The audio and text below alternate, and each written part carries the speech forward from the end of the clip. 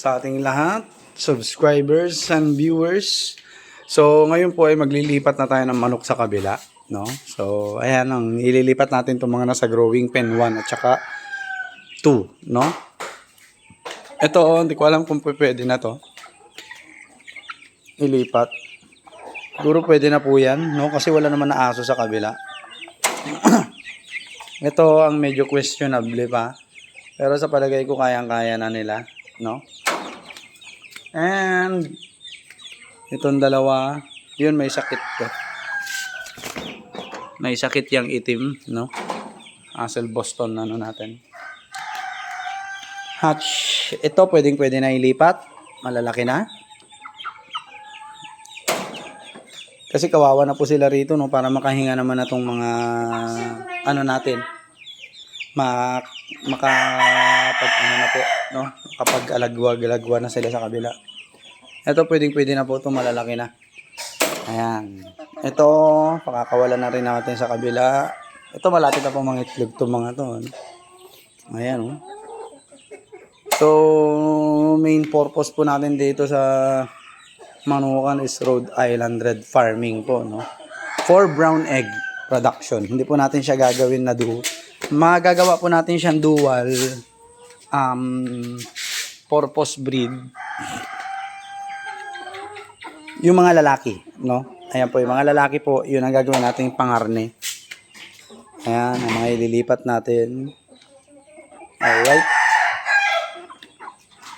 So mamaya po sasamahan nyo ako, maglilipat po tayo, no? And yun po ang mga ililipat natin sa kabila. Dito na po sila. Kasi yun nga, no? Mahirap sila magpakain at saka magastos. I-ranging na po natin sila. Ayan. Okay. Tapos yung mga lalaki natin dito na mga hindi naman na natin kailangan, nandito na rin po. Si asil, pure asil natin, angas. Diba? Ito hindi ayaw kumain, no? Si Red Kill, so ayam si Manny natin. Ayan, no? Sayang yung pagkain. Tapos si White Leghorn. Ayan. Lipat na lang natin dito yung pagkain. Ito.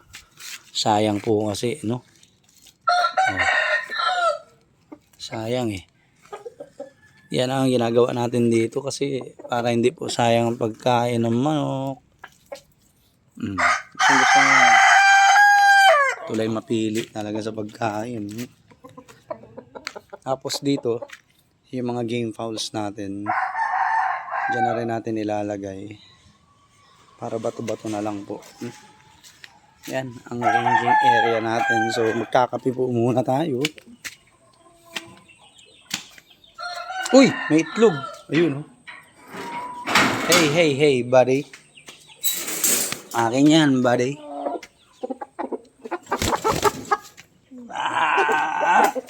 Alright.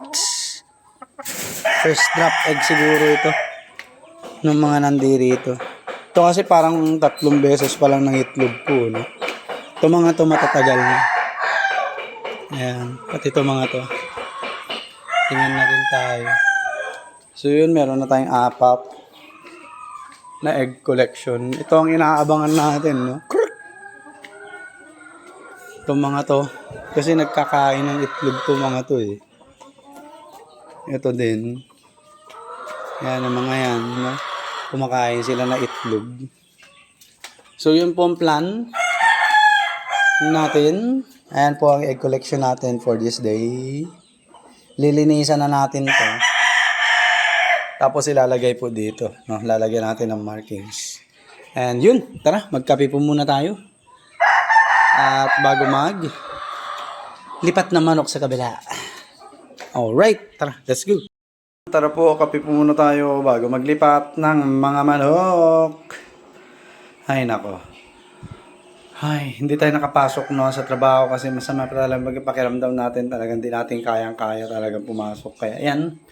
Pagkatapos natin maglipat, magpakain, papahinga po tayo maghapon, no? Kasi yun, medyo marami-rami na absent natin.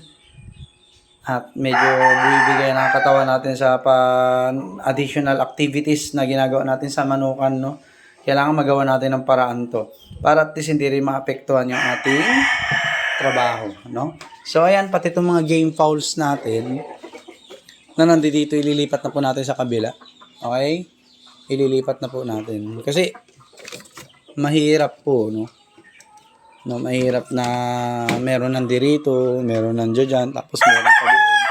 So lahat po to ay ililipat na po natin doon sa kabila. Alright, samahan niyo po ako mamaya. So ayan po, halos bakante na, no? Yung growing pen 1 and 2 natin. And then dito sa scratch pen natin, naiwan yung dalawang may sakit. Tapos yung dalawang Asil Boston Rounded Over Hatch natin, naiwan din. Kasi may sakit po tong itim. Hindi ko alam kung ano gagawin ko dito. May sakit po yan, alanganin.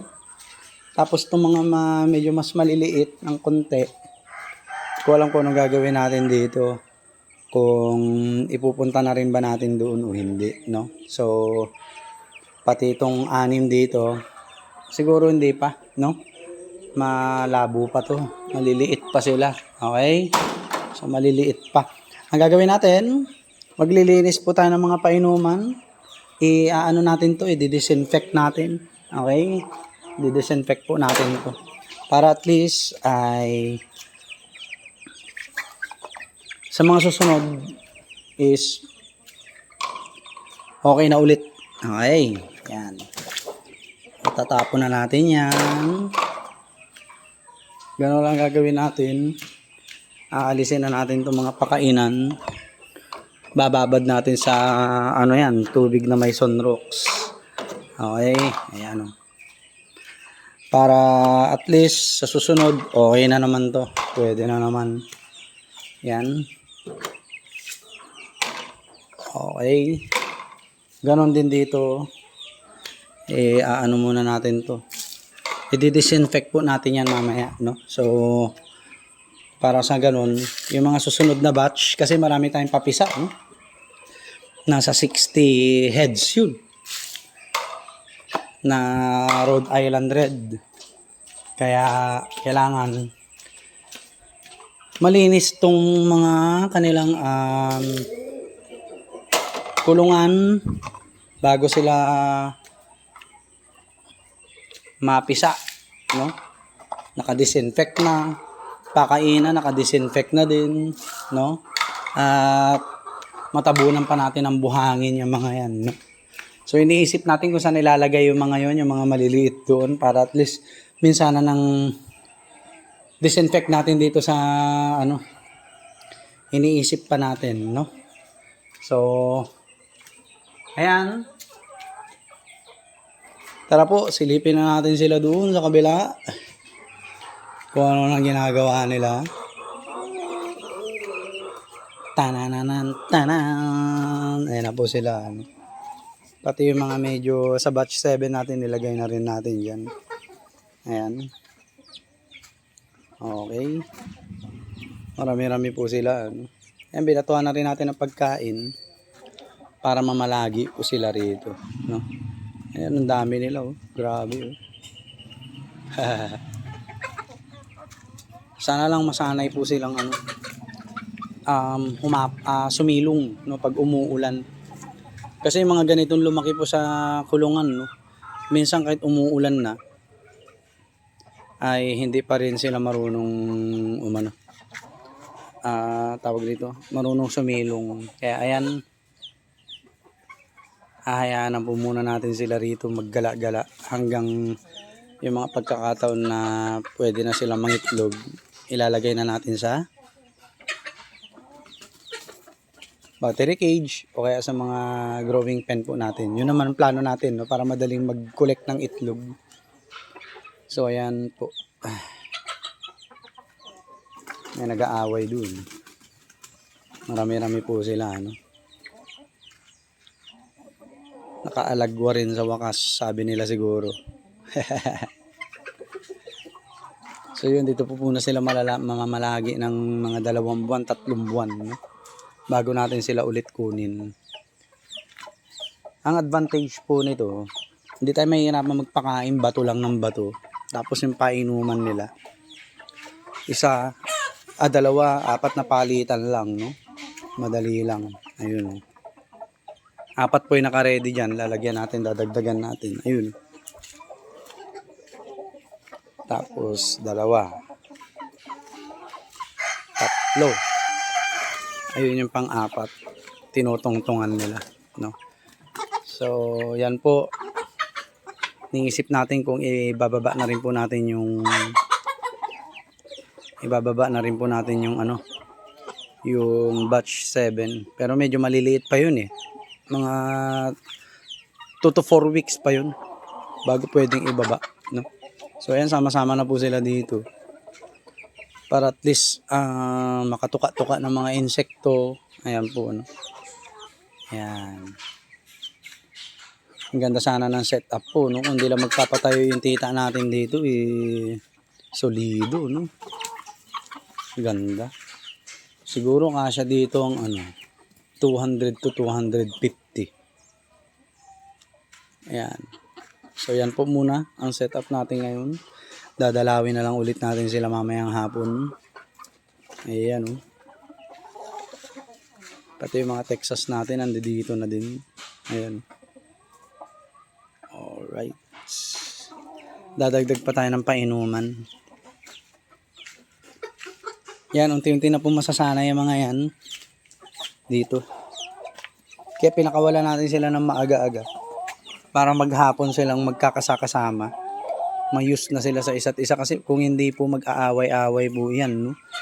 Lalo ngayon, hindi tayo nakapasok. Ito na yung mga advantage na pwede natin gawin para sa kanila.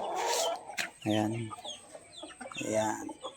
Pinakawalan ko po yung Asil Boston hatch natin. Kaso nga lang nakipag-away eh. Ayun sila, oh. Nakipag-away po.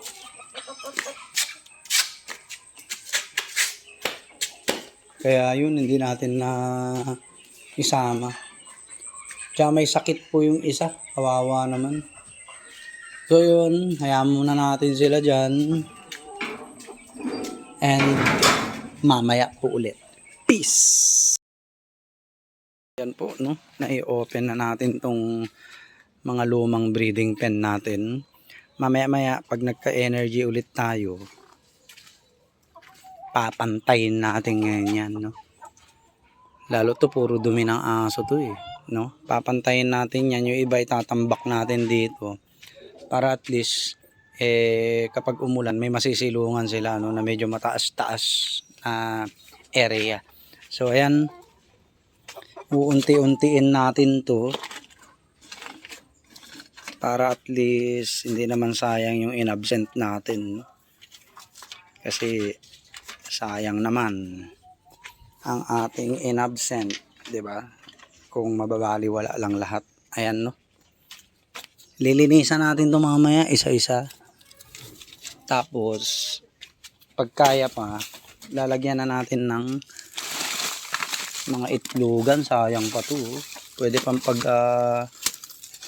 pagtyagaan itong mga 'to. Siguro. Marami 'to. Nasunog na yata yung iba. Ayan, no. Yan, no. Lalagay natin doon. Yung iba hindi ko alam kung nasaan na. So yun, papantayin po natin yan. Magtatambak tayo ng mga lupa dito para at least malinis, no. At saka medyo mataas pag umulan. May masilungan sila. Kung sisilong sila, no. Kasi lumaki na sa kulungan po itong mga to base sa experience natin, no. Hindi sila marunong kung saan yung silungan nila dahil hindi naman nila nalakihan tong area na to. Kaya ganun po, no. So ayan, lalagyan na rin muna natin ng mga itlogan at iaayos natin yan. Alright, andito sila, oh. Ayan, oh. Yung iba dito. At least napupunta na nila area. Ayan, yung iba doon. Ayan. So yun po, update ulit maya-maya.